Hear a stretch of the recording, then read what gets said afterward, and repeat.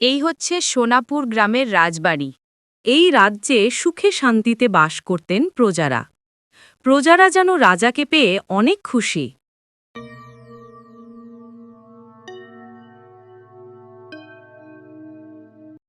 ইনি হচ্ছেন রাজা অমরেন্দ্র দেব।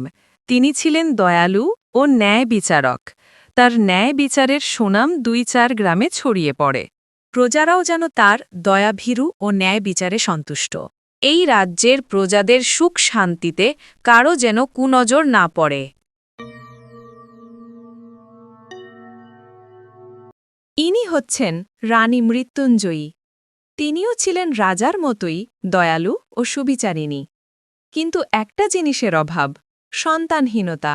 তাই রানী বছরের পর বছর ধরে মন্দিরে মন্দিরে পুজো দিতেন। একদিন রানী মন্দিরে বসে কাঁদছিলেন। হঠাৎ ঝড় বৃষ্টি শুরু হল। বজ্রপাতের আলোয় এক অজানা সাধু বাবা দাঁড়িয়ে আছেন তার সামনে। সাধু বাবা বললেন, রানী, তোমার কোল পূর্ণ হবে, কিন্তু মনে রেখো, তোমার সন্তান আলো আর অন্ধকারের মিলনে জন্ম নেবে। ১৬ বছর পূর্ণ হলে তার ভাগ্য নির্ধারণ করবে এক অপরিচিত রাজপুত্র। ভালোবাসাই হবে তার মুক্তি, আর ত্যাগ হবে তার শক্তি। তারপর সাধু বাবা আবার অদৃশ্য হয়ে গেল।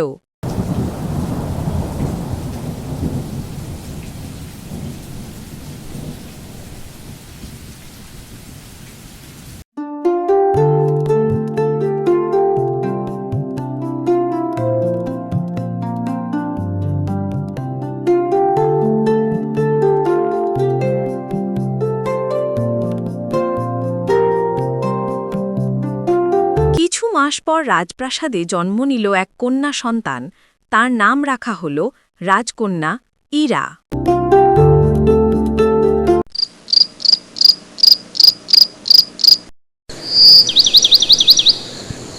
রাজকন্যার জন্মের রাতে আকাশে রক্তাভ লাল চাঁদ উঠেছিল। অদ্ভুত, লাল চাঁদ মানেই কোনো অলৌকিক ঘটনা ঘটতে যাচ্ছে। জানি না আমাদের রাজ্যে কোনো অশুভ ছায়া পড়ল কিনা। রাজকন্যা ইরার দুষ্টমিতে সারা রাজবাড়ি মুখরিত। রানী রাজকন্যা ইরাকে পেয়ে বেশ আনন্দে দিন কাটাচ্ছে।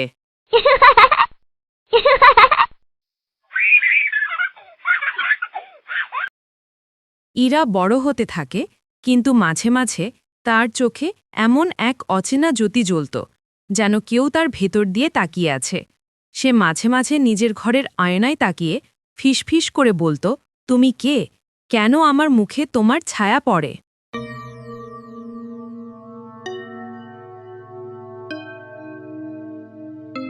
একদিন রাজকন্যা ইরা রাজপ্রাসাদের পিছনের বাগানে বসে আছে। হঠাৎ এক অদ্ভুত কণ্ঠস্বর ভেসে আসল। তুমি আলো নও, তুমি আমার অন্ধকার প্রতিচ্ছবি।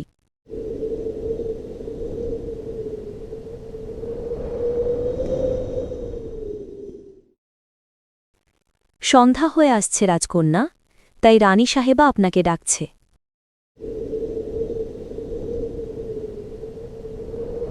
মা কেন ডাকছে আমাকে? তুমি যাও, আমি আসছি।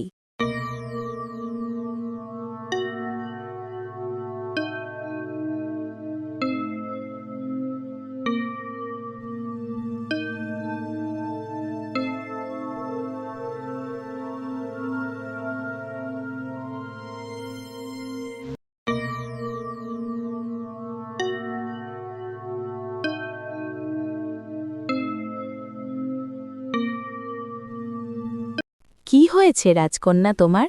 তুমি একা একা বাগানে বসে থাকো, মনে হয় তুমি কোনো কিছু নিয়ে আতঙ্কে আছো। আমাকে বলতে পারো? মা, আমার মনে হয় আমার ভিতরে কেউ একজন আছে, যে আমাকে বলে তুমি আলো নও, তুমি আমার অন্ধকার প্রতিচ্ছবি। রাজকন্যা ইরার কথা শুনে রানী খুব ভয় পেয়ে গেল, কারণ রাজকন্যা ইরা দেবীর আশীর্বাদে জন্ম নিয়েছে।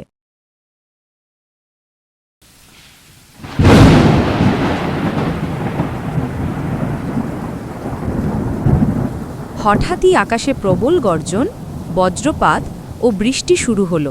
রাজমন্দিরে ঘণ্টা নিজে থেকেই বাজতে শুরু করল।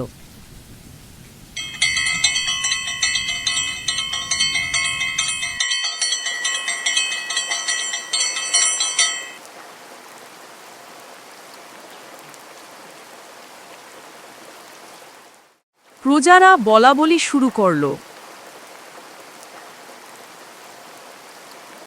অভিশাপ শুরু হয়েছে। অভিশপ্ত রাজকন্যার জন্যে আমাদের রাজ্যের সুখ শান্তি নষ্ট হয়ে যাবে।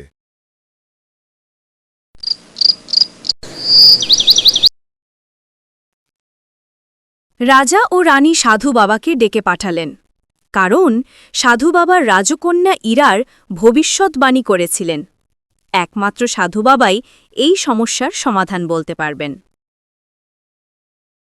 সাধু বাবা, রাজকন্যা বড় হচ্ছে। ওর মধ্যে বিশেষ কিছু পরিবর্তন দেখা যাচ্ছে। ও সবসময় একা একা আনমনে ও আতঙ্কে থাকে। রাজকন্যা দেবীর আশীর্বাদে জন্ম নিয়েছে। তার আত্মার অর্ধেক অংশ বন্দী আছে অন্ধকারে। যখন সে 16 বছরে পা দেবে, তখন সেই অন্ধকার তার রূপ নিয়ে আসবে পৃথিবীতে। তারপর সাধু বাবা সেখান থেকে চলে গেলেন। রাজা ও রানী খুব চিন্তায় পড়ে গেলেন। প্রণাম নেবেন রাজামশাই। আমি অরিন্দমনগরের রাজকুমার রুদ্রবীর। অরিন্দমনগরের রাজা আপনাকে প্রণাম জানিয়েছে, আর আমাকে পাঠিয়েছে সোনাপুর রাজ্যের রাজকন্যা ইরার দর্শনে। অভিনন্দন, রাজকুমার রুদ্রবীর। অরিন্দমনগরের রাজাকে আমার প্রণাম জানিও। সোনাপুর রাজ্য দর্শনের আমন্ত্রণ রইল।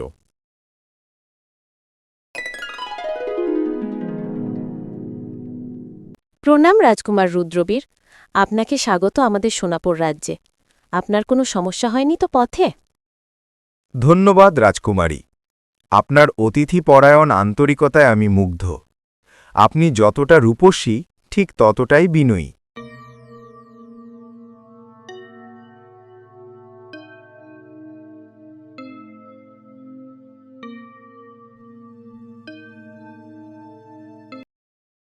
রাজকুমার রুদ্রবীর, আপনি কি আমার বিষয়ে সবকিছু জানেন?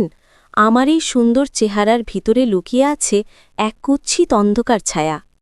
আপনি কুৎসিত হন বা সুন্দর, তাতে কি? আমি আপনার রূপকে নয়, আপনার বিনয়ী সুন্দর মনের প্রেমে পড়ে গেছি। রাজকুমার রুদ্রবীরের কথা শুনে রাজকন্যা রুদ্রবীরকে ভালোবাসতে শুরু করে।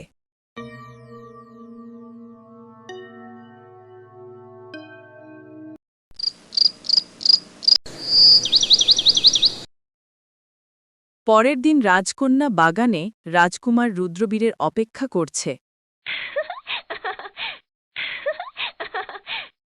রাজকন্যা, তুমি হাসলে পুরো পৃথিবী যেন আলোয় ভয়ে ওঠে।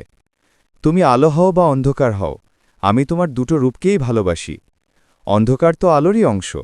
অন্ধকার ছাড়া আলোর কোনো মূল্য থাকত না। অন্ধকার আছে বলেই আলো এত সুন্দর। রাজকন্যা রাজকুমার রুদ্রবীরের কথায় মুগ্ধ হয়ে তাকিয়ে রইল। রানী, আজ রাজকন্যা ইরার 16 বছর পূর্ণ হবে। জানি না আজকে কি ঘটবে। আমার খুব দুশ্চিন্তা হচ্ছে। আমারও খুব দুশ্চিন্তা হচ্ছে। আমরা এমন এক অসহায় বাবা মা। আমাদের চোখের সামনে আমাদের মেয়ের সাথে যা ঘটবে তা মেনে নিতে হবে।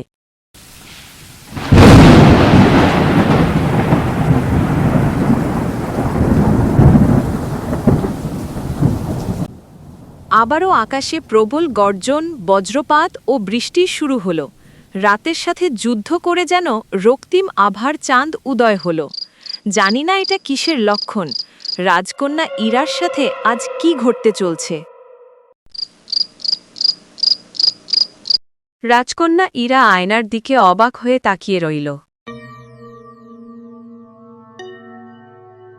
তুমি আমাকে এত বছর বন্দি করে রেখেছিলে। আজ থেকে আমি মুক্ত, আমি মুক্ত, আমি মুক্ত।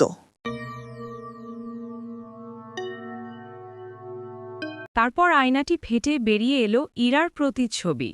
অন্ধকার আর কুৎসিত ইরার ছায়া।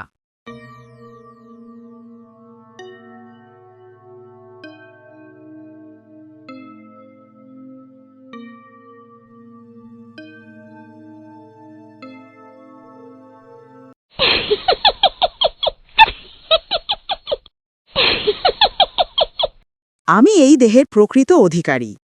এই রাজ্য আমার, তোর কোনো অস্তিত্ব নেই। আজ থেকে তুই অতীত আর আমি বর্তমান।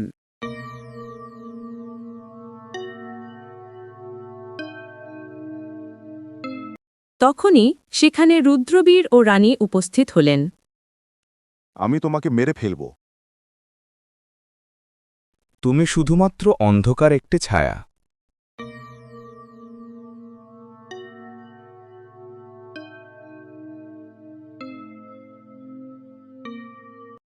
এই রাজকন্যা তখনই মুক্তি পাবে যখন কেউ তাকে ভালোবাসবে তার অভিশাপসহ।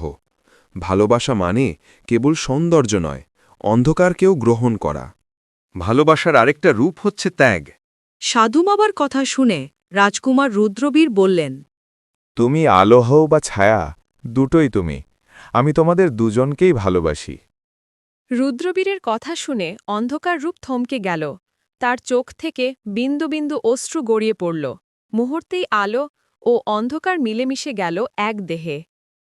তারপর থেকে রাজকন্যা ইরা অভিশাপ মুক্ত হল।